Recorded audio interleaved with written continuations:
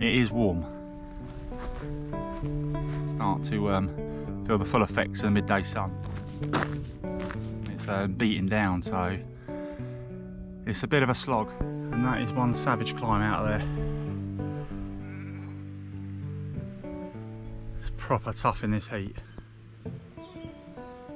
Feeling the heat today, that's for sure. So another climb, and it's tough. Oh.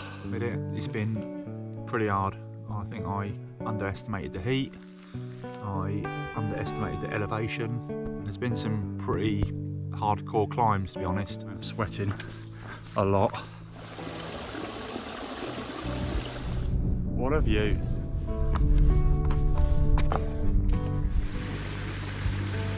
Save my bacon, because I would have properly been drenched. This is the part where there is hardly any civilization. Not everything is going to plan, and I feel rough, proper rough.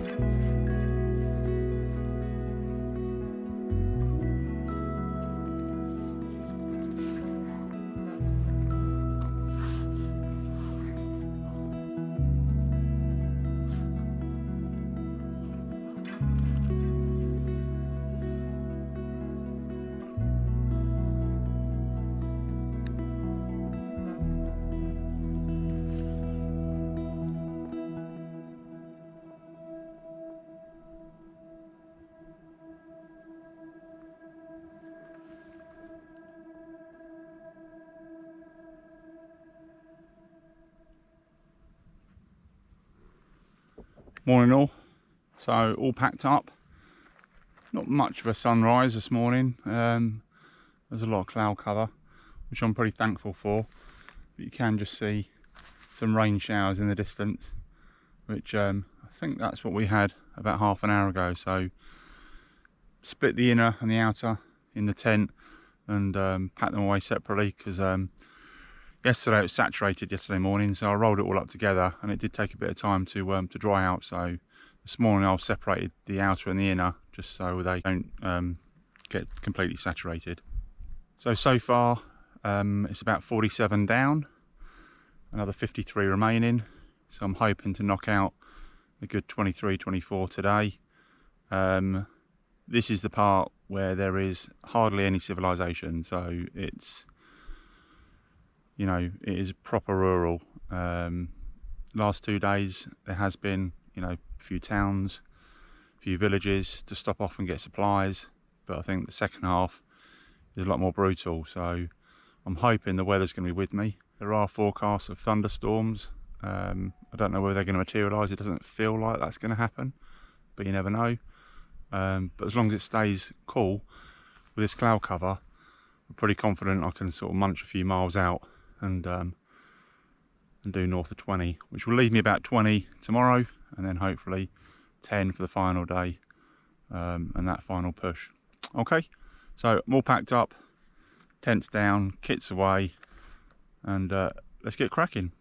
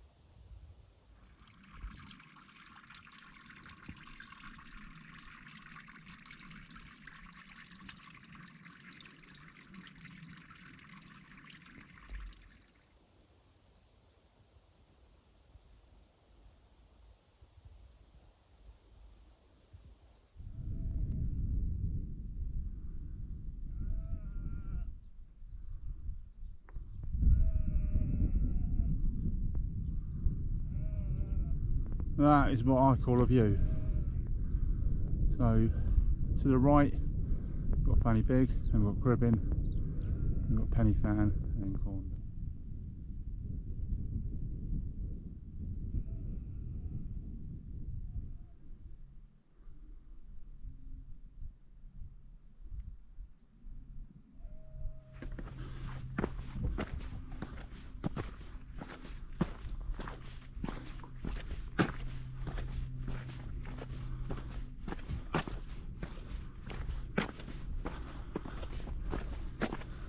Pretty lucky, it's a nice clear morning, and there's that low-lying cloud which kind of blocking the sun out, so it's nice and cool.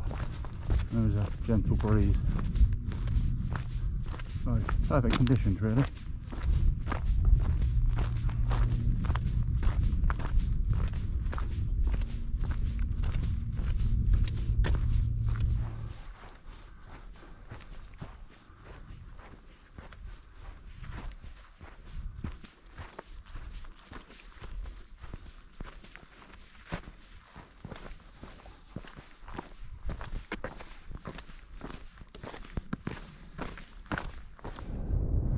There we go, made it. Fanny Big, diving board,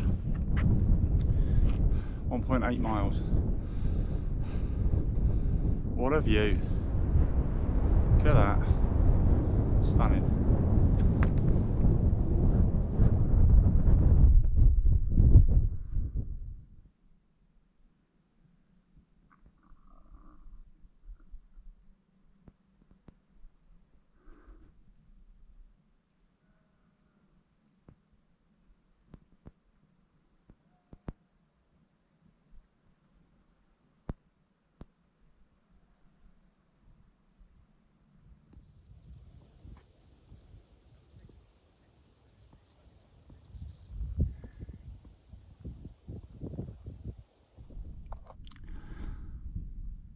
Oh, this is definitely a slog up.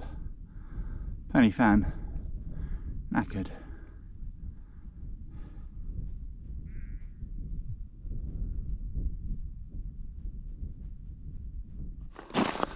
Oh, that was tough.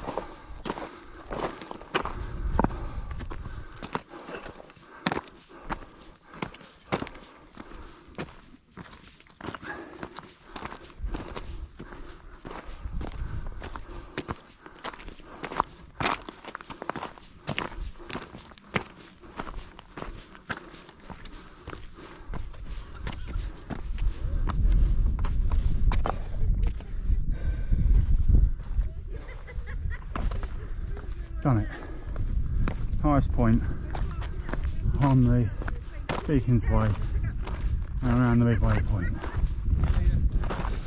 Oh, yeah, not bad. Feeling good. Glad I got that out of the way. Toughest climb I reckon so far.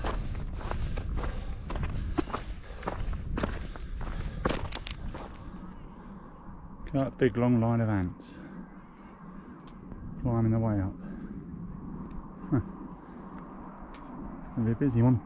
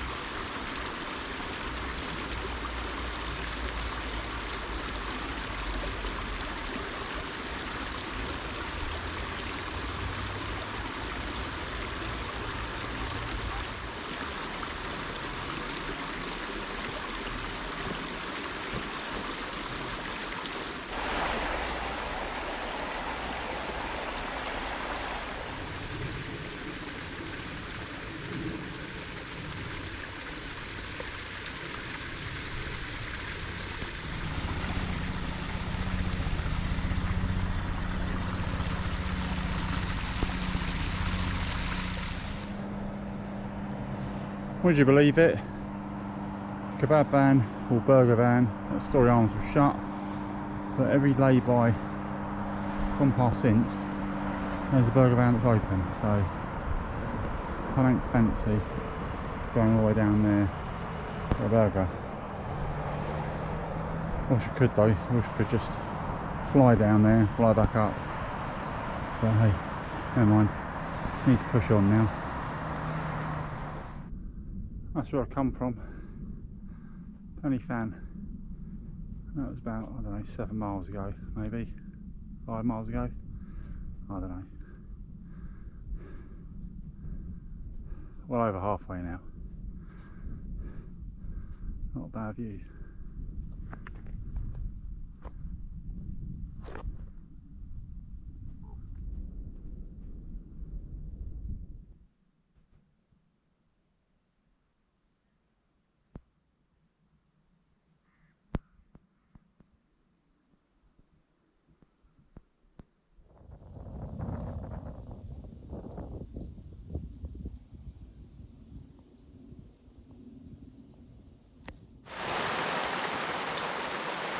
It's around 12:30 and it started to spit with rain. I thought, oh, typical.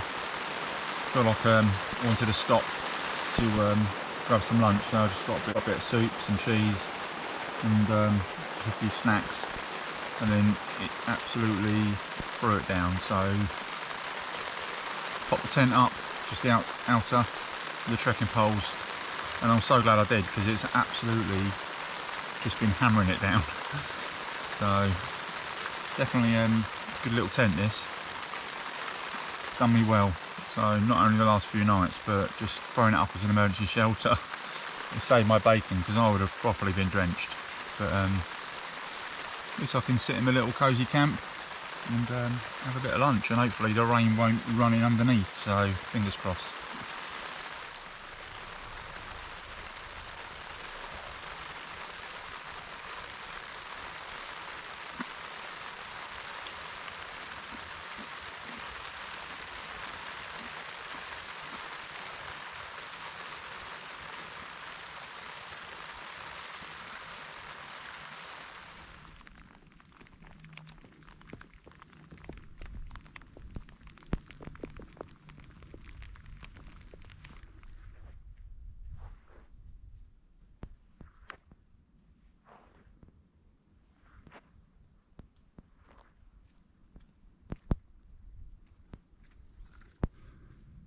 So that's the summit cairn of Bannau-Brycheiniog, which is I think around 630 metres, something like that.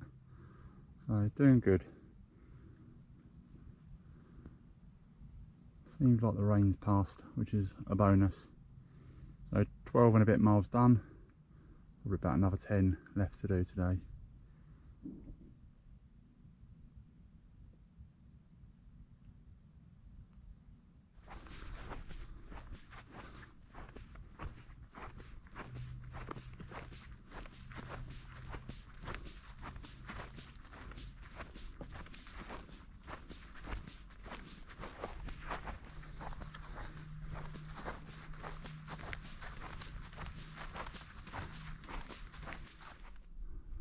I've just come from up there. I don't know if you can make it out, but there are a lot of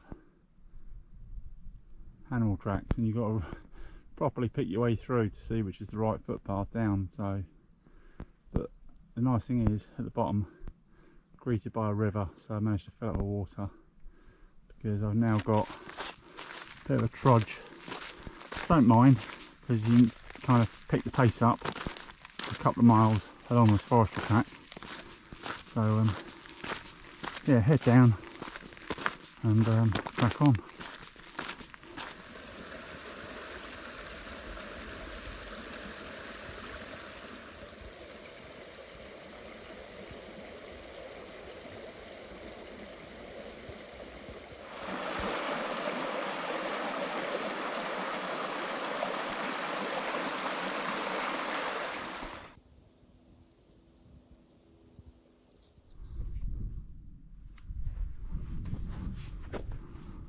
This is an old Roman village or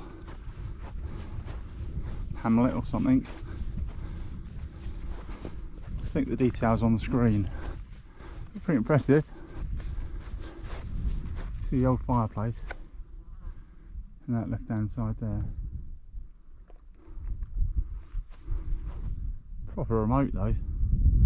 This is in the middle of nowhere.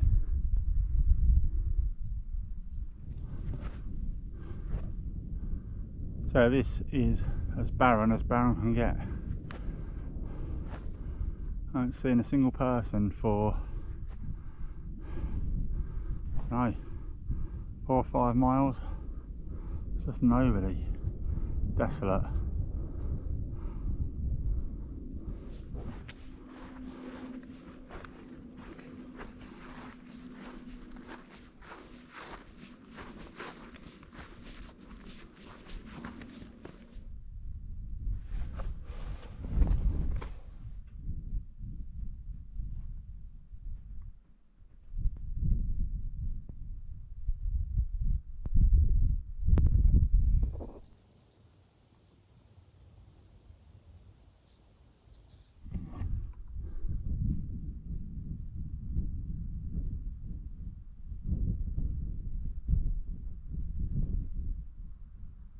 On the 21 mile mark, and I'm fast approaching the village of Glyntawe, and it has a pub and a campsite, and both are opposite each other. So I think that's going to be my night, assuming I can get in for today.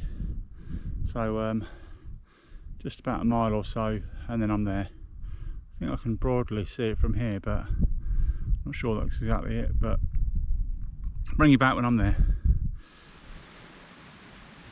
Well, I found the pub and I found the campsite, and it just so happens the campsite belongs to the pub, so that was perfect. So straight into the pub, had a pint, asked me if they had food on. Don't do food, which is a bit gutting, so stocked up on crisps, a pint and a can of Coke, and then the landlord, bless him, rocked up and said, "Here we go, mate, your buddy, I've made you a sandwich on the house." The kindness just absolutely blew me away. So yeah, absolutely brilliant, absolutely brilliant. So just what I needed really. So I've had a shower. It's a bit of a makeshift shower. It's hot, it was hot, it's in a shed, but anything will do. So it feels so much better, freshened up, tents up, I'm in my camp clothes, so I'm feeling all kind of cosy. It's flipping hot, still really hot, and just a few minutes ago there was a few claps of thunder, so I'm not sure what kind of night it's going to be, but I'm pretty tucked away in sort of a nice secluded campsite. There's a river just running, flowing behind you, so it's starting to get drawing a little bit now, so just checking the light, doesn't look so great. So on that note, I'll say goodnight.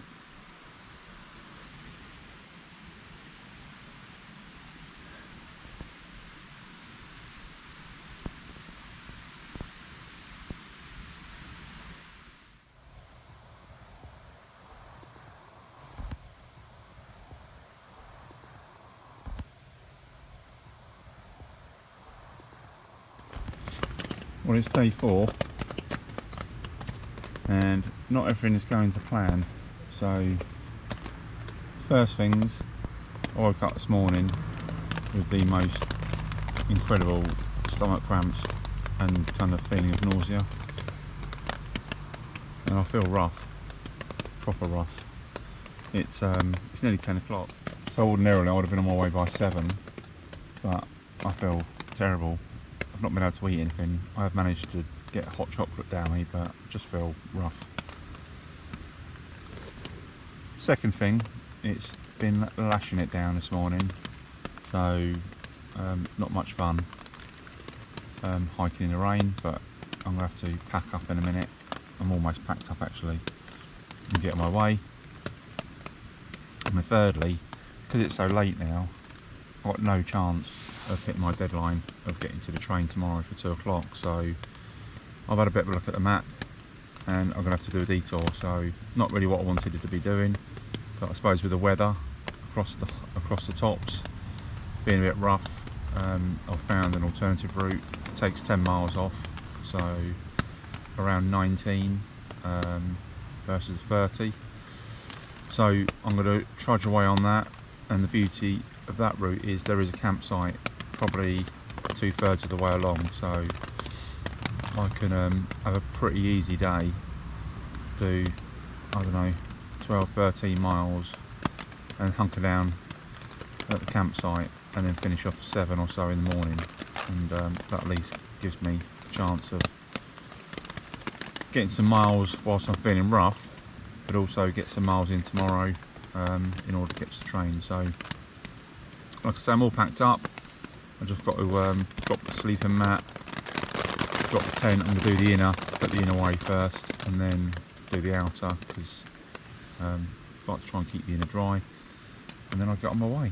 So I'll catch you guys in a bit. And this was the moment that I feared. Would I, or could I, complete the Beacons Way?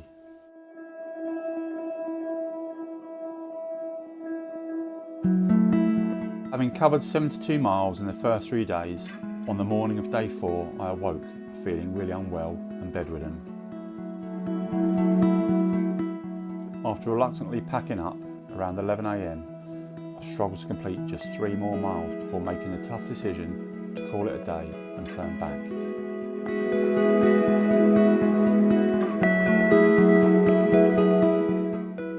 I hitchhiked to the nearest village and eventually caught a bus to Swansea, followed by a train back home.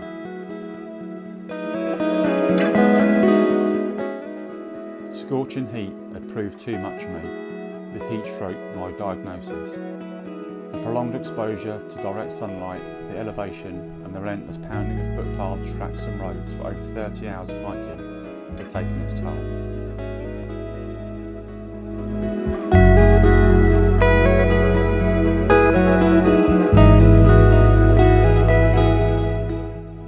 While I was gutted not to have finished the trail, I knew that the journey was the point of the experience and not just reaching the destination.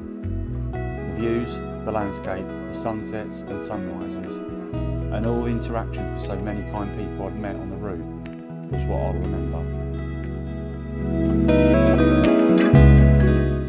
Despite the highs and lows that the trail presented, my love for backpacking is unwavering, and I will return to the Brecon Beacons way.